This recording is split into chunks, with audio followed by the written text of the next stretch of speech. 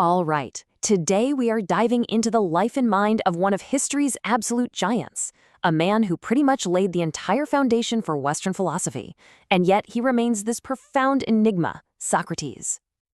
And right away, we hit this central paradox, the thing that makes him so unbelievably fascinating. How did the man, credited with founding Western philosophy, manage to change the entire world without ever writing down a single word? You know, just trying to answer that question forces us to face the single biggest challenge in studying him.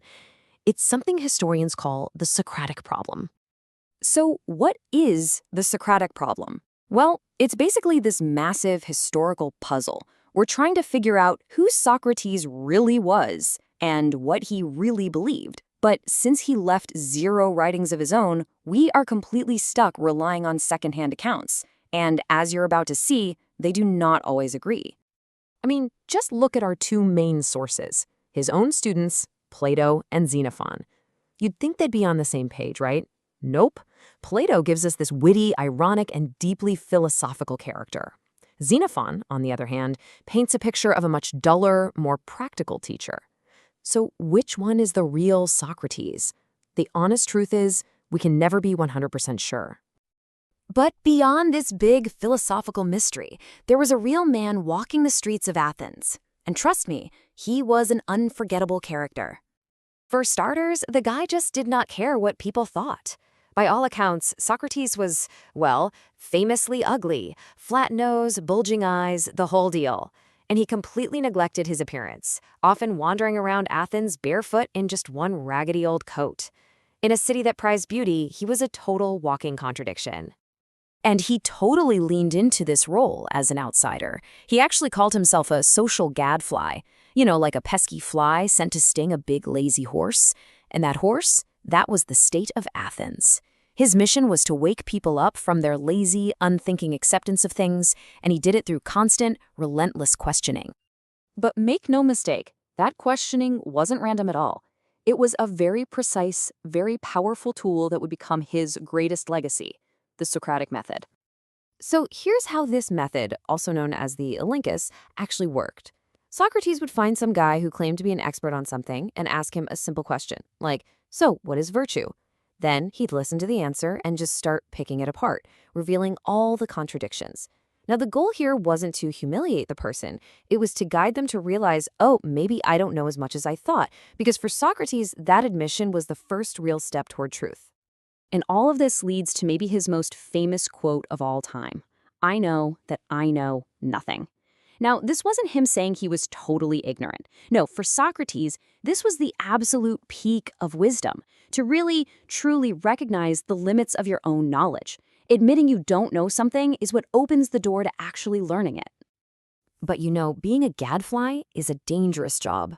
All that constant questioning of authority and tradition, it eventually put him on a collision course with the Athenian state. His mind wasn't seen as a gift anymore, it was seen as a threat. And to really get why, you have to understand the political chaos that was happening. Athens had just lost this devastating war. The city was still reeling from a brutal coup by a group called the 30 Tyrants.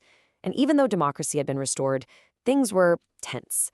So by the time Socrates goes on trial in 399 BC, Athens was an absolute powder keg of paranoia and instability. Okay, so the official charges were impiety, basically not worshiping the city's gods, and the much more dangerous accusation of corrupting the youth of Athens. And let me tell you, it was that second charge that really, really scared the establishment. So you'd think at his trial he'd beg for mercy, right? Nope. Socrates was completely defiant. He actually argued that he was a gift from God to the city, and that executing him would be their biggest loss, not his. He even suggested that as a punishment, he should get free meals for life at the public's expense. Yeah, you can imagine how well that went over with the jury. And it was during that trial that he delivered one of the most powerful lines in the entire history of philosophy. The unexamined life is not worth living. I mean, wow, that was it. That was the ultimate defense of his whole life. A declaration that a life without critical thought, without self-reflection, isn't really a life at all. So, of course, he was found guilty. But even then, his principles came first. His friends actually arranged for him to escape from prison, but he refused. Socrates argued that he'd lived his entire life under the protection of Athenian laws, and to run away now would be to betray everything he stood for. So he calmly accepted his fate and drank the poison hemlock. But here's the thing about Socrates' death. It wasn't the end, not by a long shot. In fact, it was the very moment his legacy became immortal, echoing down through centuries of philosophy. His influence was immediate and just so diverse. Plato's famous academy continued his search for knowledge. The Cynics took his indifference to money and stuff to a whole new extreme. The Stoics built on his ideas about virtue, while the Skeptics centered everything on his ideas about ignorance. It's like he was a prism, splitting the light of philosophy into this full, beautiful spectrum of different ideas. And his influence didn't stop there, not even close. Jump forward 2,000 years. The philosopher Soren Kierkegaard basically saw Socrates as his personal teacher, a perfect model of intellectual humility. But then you have Friedrich Nietzsche, who saw the complete opposite. He blamed Socrates and his focus on rationalism for corrupting Greek culture and sending all of Western civilization down the wrong path. Even today, he's a figure you just have to wrestle with. So in the end, it's this incredible irony. The man who wrote Nothing Left Behind, everything. His real legacy wasn't a bunch of answers.